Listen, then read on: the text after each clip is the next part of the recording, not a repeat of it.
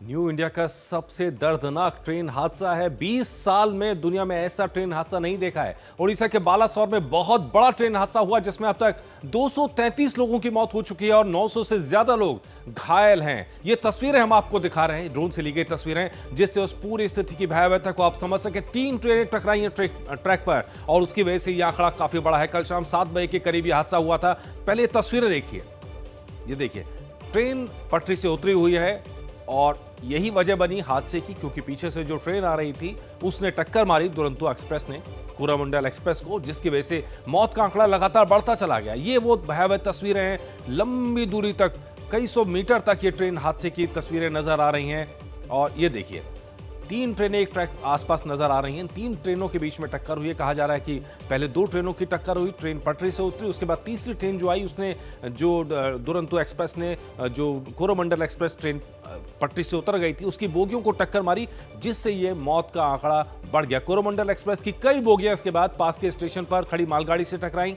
हादसे के बाद रात भर से रेस्क्यू ऑपरेशन चल रहा है। अब तक रेस्क्यू ऑपरेशन खत्म नहीं हुआ है, क्योंकि हालत इतनी बुरी है, क्योंकि जो शव थे वो इतनी बुरी तरह फंसे हुए हैं, उनको निकालना भी आसान नहीं है। तस्वीरें और नजदीक से आप देखिए, ड्रोन तस्वीरें, जिसमें साफ साफ दिखाई दे रहा है कितना भयावह हादसा है।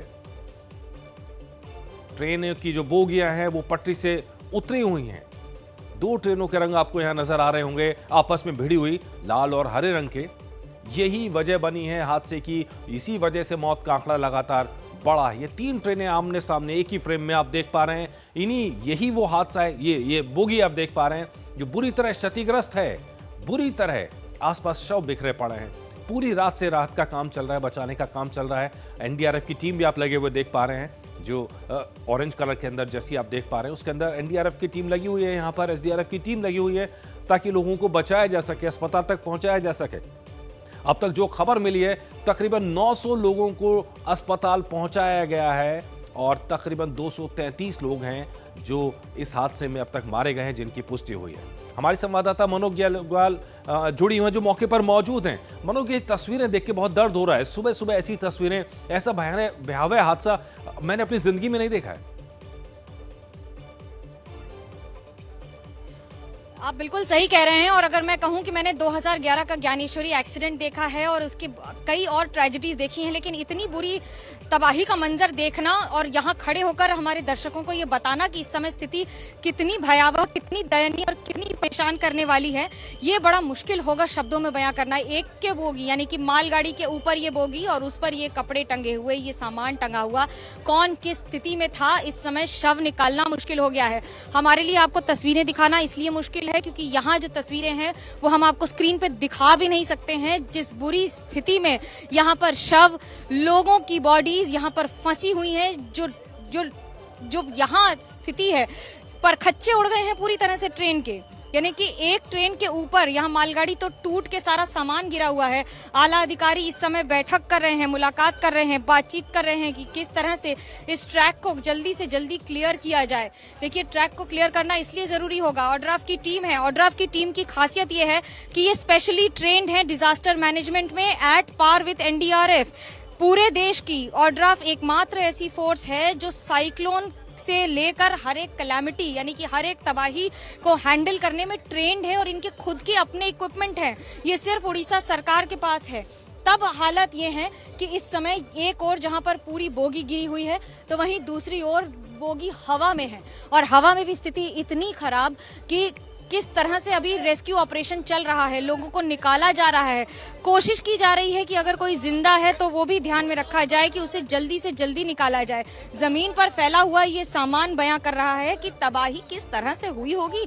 आप जरा सोचिए, यहाँ पर तौलिया, पैकेट, कपड़े, बैग, फोन, चप्पल, जूते, बच्चों का सामान, वृद्धों का सामान, और एक पल के लिए ये समझ में भी नहीं आया होगा कि आखिर हुआ क्या, क्योंकि जिस स्पीड से ट्रेन एक दूसरे से जाकर भिड़ी है, ये कहना गलत नहीं होगा कि समझना ही मुश्किल होगा यात्रियों के लिए जो ट्रेन में होंगे कि आखिरकार हुआ क्या। जब तक समझ पाते, जब तक संभल पाते, तब तक ट्रेन डीरेल हो गई।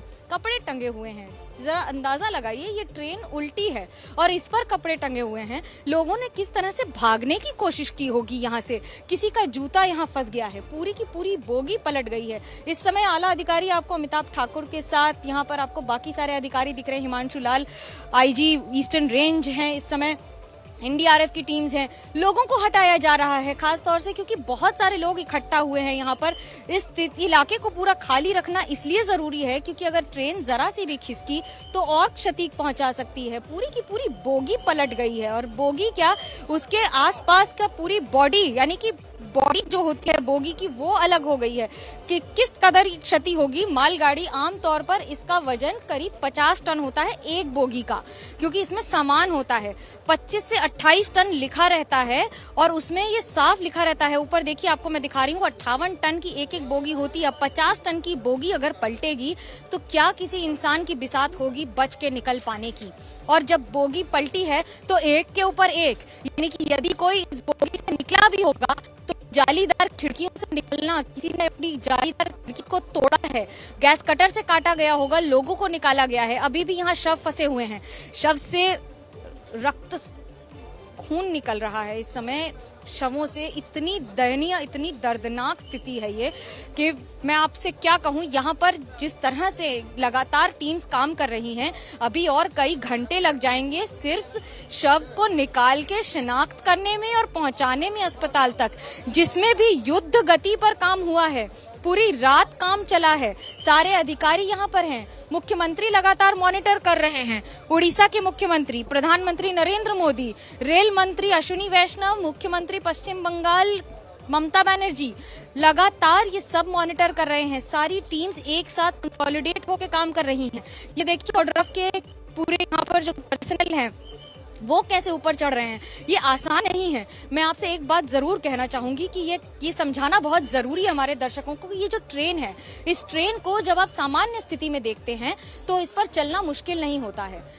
आप इस पर आराम से चल के जा सकते हैं। ये सारे कार्य ओएफएस के, यानी कि उड़ीसा फायर सर्विसेज के लोग हैं, ये भी अपने आप में हर स्थिति में काम करने के लिए ट्रेंड होते हैं। इनकी स्पेशलिटी सिर्फ फायर नहीं है, इनकी स्पेशलिटी वाटर है, साइक्लोन है, इनकी स्पेशलिटी मेघालय के किसी वेल में जब लोग 50 दिन तक फंसे रहते हैं तो उन्हें निकालने में भी इनकी क्षमता को टेस्ट किया जा चुका है, जो कि हादसा 2018 में हुआ था। लेकिन अब मैं आपको ये तस्वीर दिखा रही हूँ। जरा कल्पना कीजिए कि जिस बोगी में आप सीट पर बैठ कर जाते हैं, ये उस बोगी की तस्वीर है और तस्वीर भी ऐसी कि किसी बच्चे की बोतल है। मैं कैसे बताऊं, देखिए घर से निकले होंगे लोग, ये बच्चों की बोतल, ये बैग, ये जूता, ये चप्पल, वो उल्टा पड़ा हुआ सारा सामान और ये उल्टी बोगी। जिस सीट पर आप ऊपर बैठते हैं वो बोगी ही पलट गई है। बोगी इस तरह से पलटी है कि पंखे के भी परखच्चे उड़ गए हैं।